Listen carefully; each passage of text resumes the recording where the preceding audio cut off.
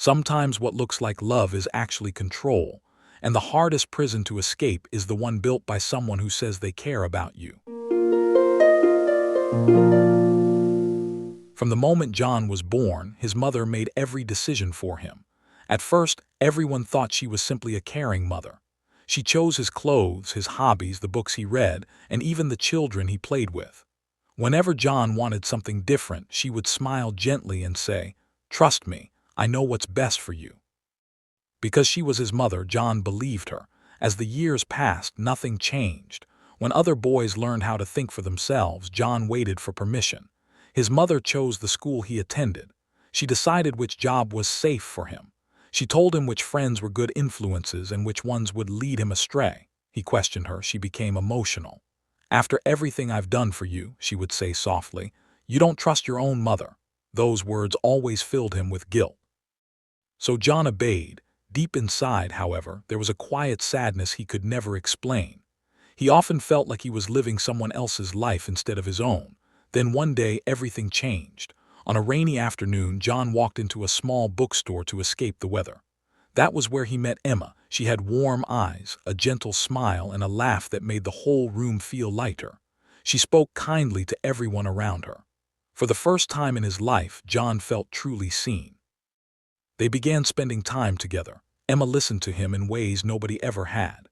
She encouraged him to speak his thoughts. She asked him what he wanted from life. At first, John didn't even know how to answer. Nobody had ever asked him before. Slowly, he fell in love. And Emma loved him too. For the first time, John imagined a different future, one where he could make his own choices, build his own home, and live freely. But when his mother found out about Emma, her face darkened immediately. "There's something wrong with that girl," she said coldly. John was confused. "What do you mean?" "I can see it in her eyes," his mother replied. "She's trying to take you away from me. She cannot be trusted." "But she's kind." "No," his mother interrupted sharply. "You are too blind to see the truth." A few days later, without telling John, his mother visited Emma herself. She told the young woman to stay away from her son. "You will destroy his life," she said. "Leave him alone." Emma was heartbroken.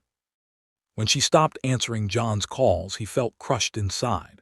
But despite the pain, he convinced himself his mother must be right. "She only wants the best for me," he whispered to himself. Even while tears filled his eyes, weeks passed. John became quieter and emptier than ever before. One evening, his mother sent him to buy groceries from a market across the city. Afterward, carrying heavy bags in his hands, John sat down alone on a bench in the city park. The sky was gray. The wind was cold. For the first time in years, he allowed himself to feel the weight of his life. An old man slowly approached and sat beside him. "You look troubled, son," the man said gently. John forced a smile. "I'm all right." The old man nodded calmly. People who are all right don't stare at the ground like they've lost something important. For some reason John couldn't explain, he began talking. He told the stranger about Emma, then he told him about his mother, and once he started, he couldn't stop. He spoke about his childhood, the constant control, the guilt, the fear of disappointing her, the feeling that his life never truly belonged to him. The old man listened silently. When John finished, the park became quiet for a long moment. Then the old man spoke. He said softly, "Love guides, but control chains." John looked at him in silence. "A loving person helps you become yourself," the old man continued. "A controlling person makes you afraid to be yourself. Love gives freedom. Control creates guilt." John's chest tightened. The old man pointed toward the birds flying above the park. "If you truly love a bird," he said, "you teach it to fly. You don't keep it locked in a cage because you fear being alone." John felt something break inside him. All his life, he had mistaken obedience for love. He remembered every dream he had abandoned, every decision made for him. Every moment he ignored his own heart because he feared upsetting his mother. Tears filled his eyes. "She's my mother," John whispered weakly. "And you can still love her," the old man replied kindly. "But loving someone does not mean surrendering your life to their control." John sat frozen on the bench long after the old man left.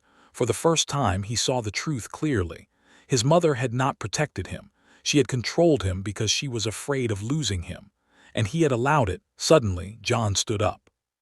He dropped the grocery bags beside the bench and ran across the street toward a flower shop. "Bouquet you have?" he said breathlessly. Minutes later, he was driving through the city with his heart pounding. When Emma opened the door, she stared at him in complete shock. "John," he held out the flowers with trembling hands. "I'm sorry," he said. "I should have fought for you. I spent my whole life letting others decide who I should be, but not anymore." Emma's eyes filled with tears. "What about your mother?" she asked quietly.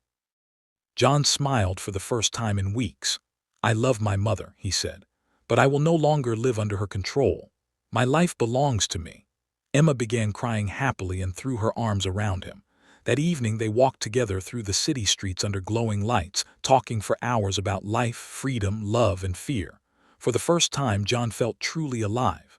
And far away, deep inside his heart, he finally understood: real love does not control you. Real love helps you grow.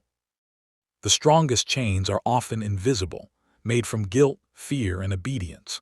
But the moment you choose your own path, those chains begin to break. Never allow anyone, even someone who loves you, to control your entire life. Because love without freedom is not love at all. If this story touched your heart, share your thoughts in the comments. Have you ever struggled to separate love from control? And don't forget to subscribe for more powerful moral stories that inspire, heal, and change lives.